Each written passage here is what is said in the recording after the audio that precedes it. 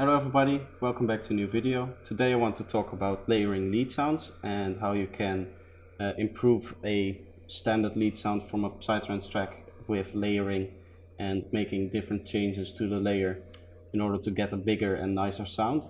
And I've set up a project which is taken from a song that I'm working on stream. I'm recording this on a Monday and I've streamed today, and today is the day that I implemented this trick. So yeah, let's just jump into the project and I'll explain it a bit.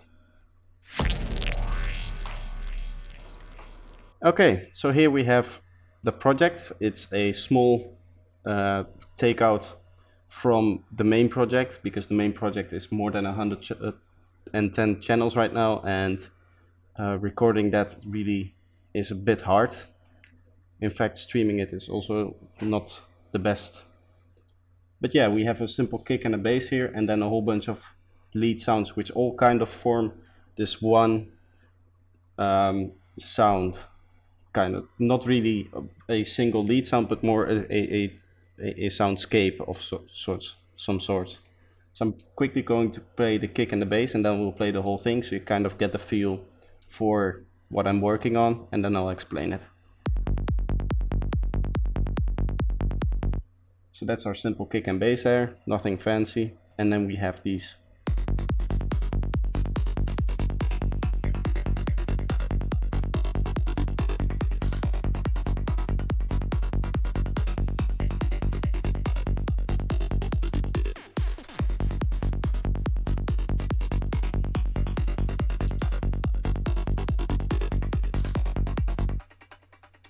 As you can hear, fairly nice kind of things that come together, and it all started from this single kind of lead sound here.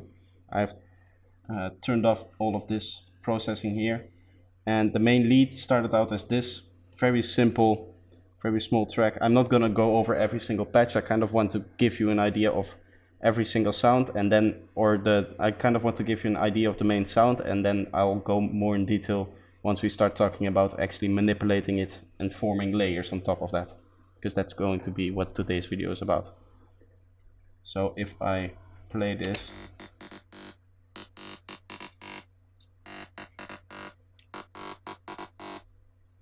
so we have this nice crispy lead sound here, and this is with the main processing off, and there is some processing on this track too. If I quickly turn that on, you can hear this kind of drags out the whole feel for or it kind of smoothes out all the crispiness of that, and I'll show you what I did about that later. But for now, let's focus on these two tracks. You can see I have our main layer here, and then we have these two layers, the phaser layer and the frequency shift layer. And the first one obviously has to do with a phaser. It's the same patch, just going through a phaser at 100% dry wet. It's not really important what these settings are. If you want, you can just get this plugin, and the preset is this athletic glucose preset, and no modifications done to it. Other than that, I set the dry wet to 100%. And this is basically the way I go about it is I just copy over my main MIDI, and then I put it here and just cut out every sound I don't want this layer to play. So then you end up with these gaps here, and you kind of cut out all the sounds you don't want it to play, and you remain with all the sounds that you want it to play. And as you can see, these are all overlapping, and that's really the point of layering, is to have multiple sounds play the same thing. And some are even overlapping 3 times here, and as you can see, this other lead is playing here over this other one. So let's listen to this one first. I'm going to quickly turn off this processing, because that's going to make things a lot more difficult.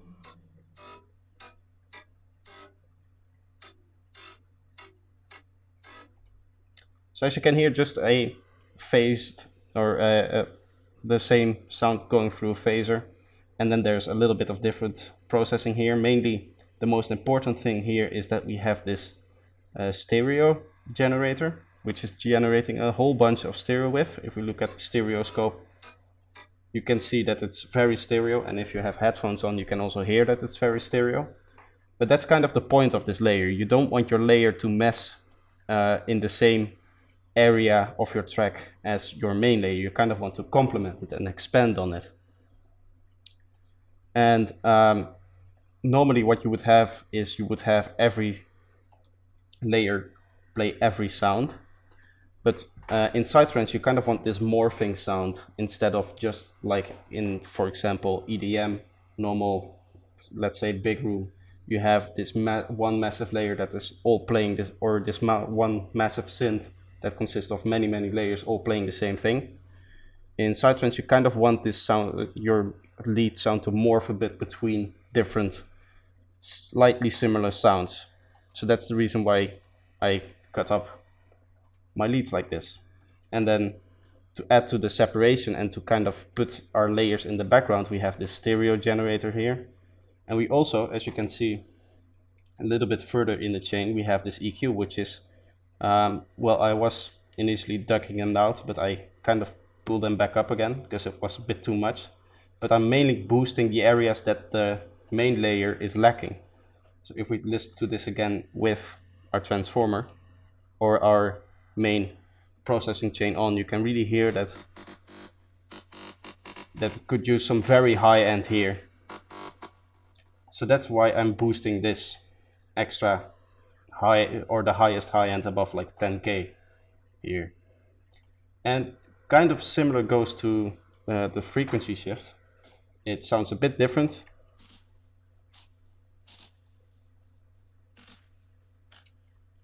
You can hear really messing up the sound, creating a whole new sound from it. And again, we have the same principle where we have this stereo generator generating a whole bunch of stereo for this particular sound. You can see the spectroscope is all over the place, or the stereoscope, I should say.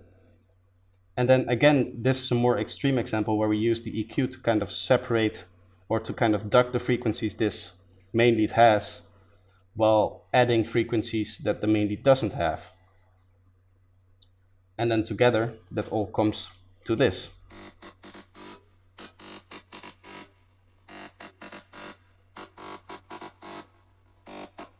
You can really hear, in this case, how there are some elements where there's no layering going on. For example, this main, or this first sound here. You can see there's no layer here and no layer here. And you can really hear that this is weaker than everything that goes behind it. Now the reason why I did this is I kind of think of a drop as kind of in sections. And by having no layer here, you kind of announce, okay, a new section is starting.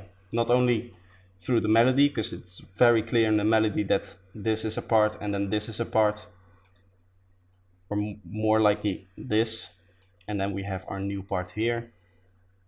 And we're kind of using this to kind of get a little bit more of a cleaner sound through the first note you hear for each section, and then we start doing all the layering here. So you can, if you pay attention to it, you can really hear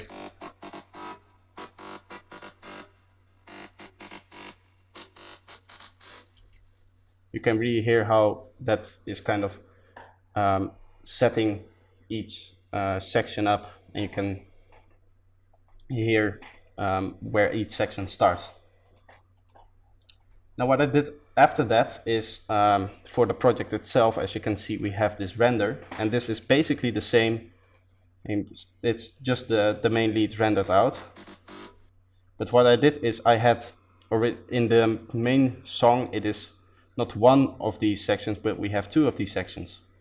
And to kind of spice up our main lead here, in the first section I had it played out normally, and then in the second section I turned on this utility, which adds this nice gated effect. Kind of speeds up the sound a bit and makes it sound a little bit more interesting.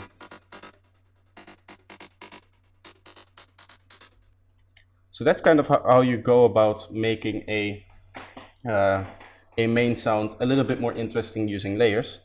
Now there's more stuff you can do with layers. For example, as you can see, we have another render here for this main lead. You can see we have the same title here. It's another drop main lead render, which means that it's this track rendered out in audio. And what I did here is just at the end of each main or each big section, we can, I used it to kind of add a nice little transition here. And you can really hear that when you play it, we have these nice transitioning sounds, which together with the main lead really help it progress to the next part.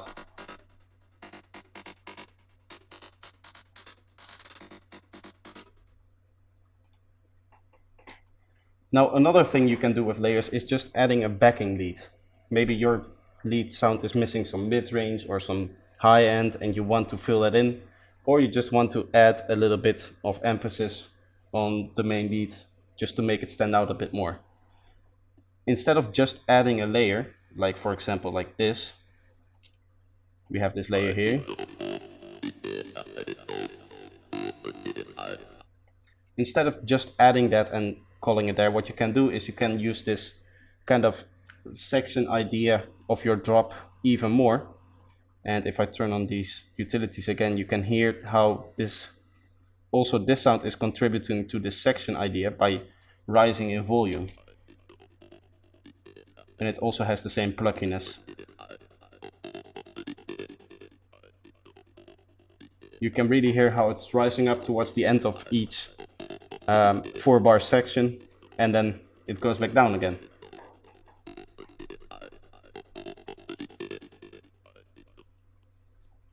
Now if we listen to this without the last few elements, which I'll cover now, you can really hear that it's kind of missing something.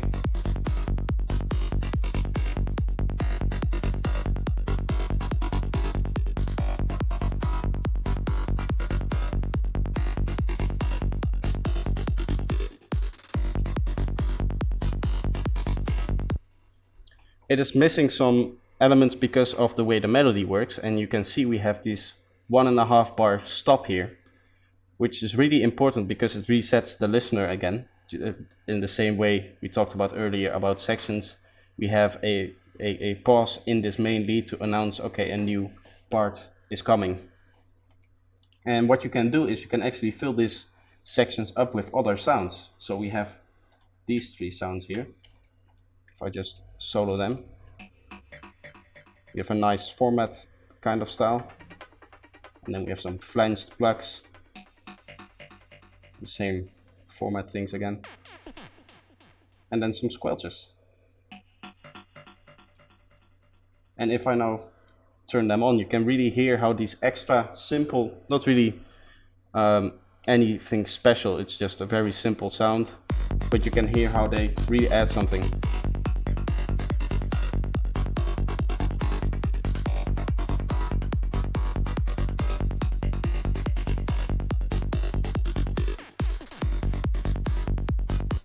Just neatly kind of takes you from what the main melody is doing here to where the main melody is something here, and then to something here, and these little extra bits of sound really fill up the space that the main melody is missing.